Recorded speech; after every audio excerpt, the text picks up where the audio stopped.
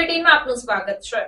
GCCI દ્વારા આયોજિત risk reward balance in innovation વિષય પર સત્ર યોજાયું। GCCI and risk reward balance in innovation વિષય પર એક સત્રનું આયોજન થયું હતું। આ પ્રસંગે ડોક્ટર જીએન પટેલ, યુએસ સાયન્ટિસ્ટ અને એડિશન પેટન્ટ પુરસ્કાર વિજેતા મુખ્ય વક્તા તરીકે ઉપસ્થિત રહ્યા હતા।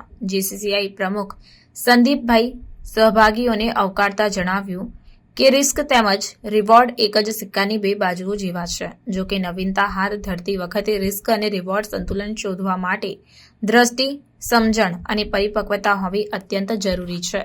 તેમણે મુખ્ય વક્તા તરીકે ડીજી એન પટેલનું સ્વાગત કર્યું હતું અને ઉમેર્યું કે તેઓના જ્ઞાન અને અનુભવ થકી તેઓ આ વિષય પર સુંદર માર્ગદર્શન પૂરું પાડશે તેમજ રિસ્ક અને રિવોર્ડ સંકલન શોધવા માટે વૈજ્ઞાનિક અભિગમ અપનાવવા વિશે સમજણ પૂરી પાડશે।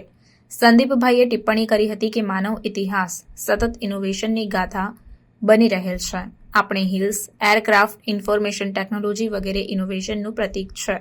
ઇનોવેશન એ જીવનનો માર્ગ છે, પરંતુ તે પરત્વે વૈજ્ઞાનિક દ્રષ્ટિકોણ જરૂરી છે। ડોક્ટર જીએન પટેલ, પ્રખ્યાત રિસર્ચ સાયન્ટિસ્ટ, રાષ્ટ્રીય વિકાસ માટે ઇન્વેન્શન અને ઇનોવેશન પર ભાર મૂકતા ઇનોવેશન અને સંશોધન પર એક રસપ્રદ વક્તવ્ય આપ્યું હતું। તેમણે જણાવ્યું કે ઇનોવેશન માટે ઉર્જા, સમય અને નાણાકીય રોકાણ સહિતના નોંધપાત્ર સંસાધનોની જરૂર છે અને કંપનીઓએ સફળતા અને નફાકારકતા હાંસલ કરવા માટે કેવી રીતે ઇનોવેશનનો ઉપયોગ કર્યો છે તેના વિવિધ ઉદાહરણો શેર કર્યા હતા। તેમના અંગત અનુભવમાંથી દોરતા તેમણે પોતાની સફળતાઓ અને નિષ્ફળતાઓની સફરની ચર્ચા કરી। ઇનોવેશનની દુનિયામાં જે પડકારોનો સામનો કરવો પડ્યો છે તેની માહિતી આપી હતી। તેમણે ઇનોવેશનની સુરક્ષામાં પેટન્ટના મહત્વ પર પણ પ્રકાશ પાડ્યો હતો। તેમની મર્યાદિત શેલ્ફ લાઇફ માટે સતત ઇનોવેશનની જરૂરિયાત વિશે પણ સમજાવ્યું હતું। ભારતે sustainable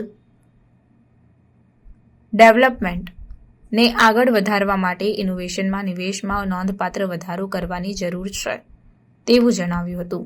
Tejas Mehta, chairman, MSME કમિટીએ આભાર વિધિ સાથે આ કાર્યક્રમનું સમાપન કર્યું હતું।